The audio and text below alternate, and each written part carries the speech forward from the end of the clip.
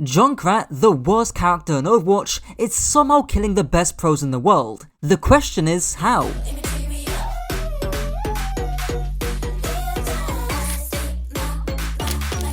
I'm sorry to break it to you Junkrat heads, but nobody's fucking with Junkrat at high level play. Still though, Overwatch's most respected veterans are dying to him.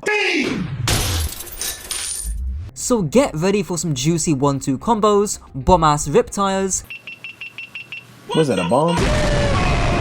and just some absolute cinema on display. The first game we'll be looking at is between Quick Esports and Vision, with Evil hopping on the Junkrat. And this time, I've opted for an iceberg structure to break down Junkrat, where of course, each layer gets more and more obscure. But first, I need to address the elephant in the room. Why are we seeing Junkrat? In short, it's a gimmick. A gimmick that did have some spectacular moments, even if people weren't playing him that seriously. And that's thanks to the first layer, the obvious 1-2 combo, enabled by his main weapon, also known as Demoman's grenade launcher. I'm a black Scottish cyclops! This is the most surface level thing about Junkrat. You just nade someone and mine them, not complicated. It used to one-shot heroes, including back in Overwatch 1, but that got changed in the Season 9 patch at the start of 2024 when everyone got a HP increase. Still, you can two-shot squishies by hitting back-to-back shots, like how Sugar-Free does here. But that's not all. One of the best Junkrat players, Aquamarine, frequently flicks his concussion mine upwards when trying to go for the combo at distance. Same thing goes for your trap, and in this case, Aquamarine ends up trapping the Brig because of it. And there's more ways you can circumvent the Nerf too. Back in that Vision game, 3 out of the 5 characters on Vision's team are under 250 HP, meaning they can be one-shots. So, in Quick's first fight, even though the ball goes down early, Evil's able to land that final blow onto the Sojourn, despite missing the initial one-shots. Sadly, Quick Esports live up to their name, quickly getting rolled over the next fight, and giving a 100+ meter lead to Vision. All hope isn't lost yet, as next fight, Evil flanks through the bottom right, catching Violet by surprise. While he misses the combo, he forces Violet to TP away, and because he's on critical HP, it actually mind controls Skyle into wasting his Tidal Blast. Now that Quick have all the angles, in part thanks to the Junkrat, a simple EMP coalescence allows Evil to go flying through the air, just about surviving against the ball.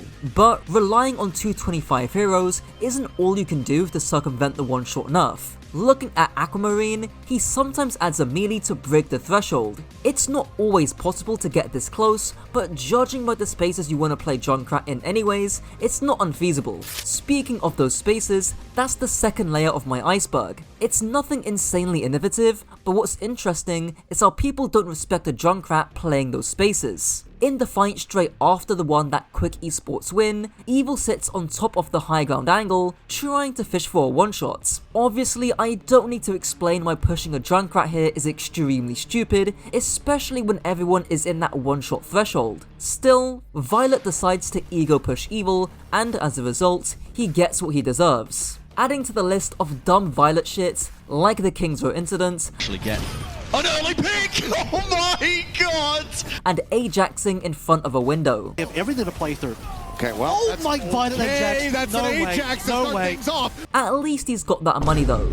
But with that kill, it opens up a Quick second consecutive fight win. Now, I want to make it crystal clear that the reason why you play these spaces as Junkrats is because it induces risk to anyone that tries to clear you. In my number 1 venture video, I called this risk baiting. Obviously there's limitations. In this case, a ball can very easily clear a Junkrat when paired with a Tracer. And there may be a hero that's built for doing this, but more on that later. To be honest though, if Evil's trap was actually placed to cover his flank and maybe trap the ball, he could at least get a trade. Back to when Quick Esports win their second fight, and Evil's finally got that tire, giving me a perfect segue to talk about the perks and the bans. Junkrat's minor perk gives his tire a nitrous boost, also known as the Fast and Furious Nitrous.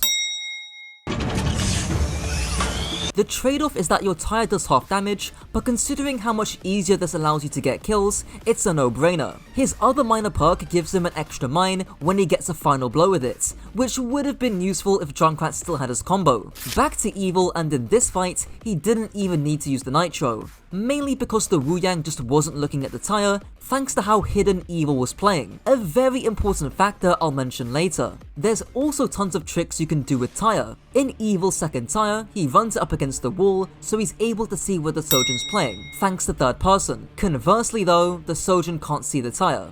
Doing this also muffles the sound of the tire, making it less telegraphed so you don't know when it's coming. Aquamarine loves combining this by running his tire up walls or rooftops to make the tire even less telegraphed and more dangerous. And he almost always puts down a mine before he tires. He'll get another mine back after he detonates the tire, so you might as well. But we're not done there. The Nitro perk also has complexity because you don't want to pop it too early like you see Sugar Free do here. Back in that Aquamarine example, he only pops the Nitro when he sees a target he wants to commit to, and if he's not too far away. Sugar Free on the other hand, dicks around with the tire and barely does any damage to the Weaver. And that's not even the worst to come. In fact, Tomathan's gonna need a call real soon. Thankfully, your major perk is a lot simpler. The faster frag speed is by far the better option, even if it lowers your clip size by 1. Sugar Free took it, Razor took it, and Aquamarine always takes it. The reason why is that it makes hitting your shots way more consistent. In this example, Aquamarine tries to go for the one-shot combo and lands that crucial follow-up shot thanks to the perk. It does take some time to get used to, but considering the other major perk is kinda useless, it's also a bit of a no-brainer. As for bans, I'm not gonna sit here and overanalyze non-serious maps. The Queen and Reaper bans between SSG and Dildux were close to meaningless and had no impact on Sugar Free or Razor playing Junkrats. Speaking of Sugar Free, I do want to quickly cover him falling off the map. Is this the GOAT you guys were telling me about? Is this your boy? Now, going back to Quick Esports, they banned D.Va, which actually enables not just the Junkrats, but the rest of their comp too. We've seen actually serious Moyokiri play before, which I've mentioned many times in the past. And the D.Va ban aligns closely with what Aquamarine bans in Ranked, which is pretty much always D.Va Farah. D.Va can obviously clear a Junkrat super easily and eat his mines, while Farah can avoid his damage for the most part. But arguably, the most important thing to making Junkrat viable is pathing in ways that make you hidden or unscouted. Sure, everyone knows about the combo, but it's about putting yourself in positions to where you can actually get it off. In this fight, after the Ball and Kiri leave, Quick Esports have a pretty decent setup for their dive, and Evil is able to path in a way where he stays hidden from the Baptiste. While he does miss the 1-2 combo, the point is that he catches the Baptiste off guard thanks to his pathing. We see a similar case here, where Evil paths to that left side, staying hidden and attempting the one-shot on the Sojourn. Yes, it's not well timed because his ball is further away than my dad is, but the point is pathing. Bad pathing in this case would have been to go for main where everybody can see you. And just to hammer this point home, look at this insane flank by Razor. He stands in the corner dancing before the round starts. And when he flanks around, I'm sure he's licking his lips when he sees that stationary Mercy. I got a question. How's you my number, don't got a section? You are dead!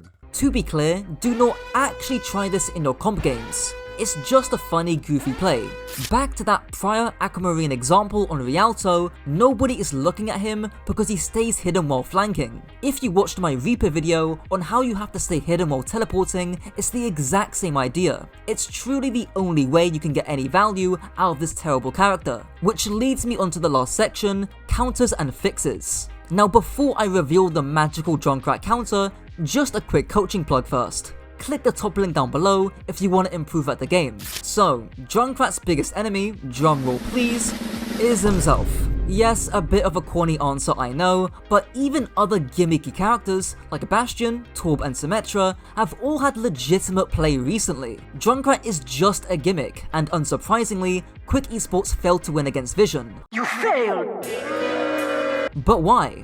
Well, the lack of a one-shot combo really hurts. I'm not gonna suggest to bring it back because, as learned from my Hog video, untelegraphed one-shots aren't fun. But it's also just how hard it is to consistently aim the combo, at least without the perk. Evil missed her combo many times beforehand, and unless you're Gurkmeister, you need tons of time to master its trajectory. And lastly, Junkrat's pathing or mobility isn't safe. I'd be safer going to a Tommy Robinson rally dressed like this than Junkrat would be pathing to an angle. To make this point, let's say you want to reach the spot. Venture can dig underground, which is obviously very safe. Reaper can TP to a safe location and skip that distance. Symmetra can do a similar thing because of TP. Junkrat though has to mine himself out in that open space with little control over how high he flies. To illustrate this, Evil tries to dive bomb the Sojourn, but very easily gets shot out in the air. Now yes, it's very badly timed because nobody else is going in. If you want to dive bomb properly, go in just after your tank goes in,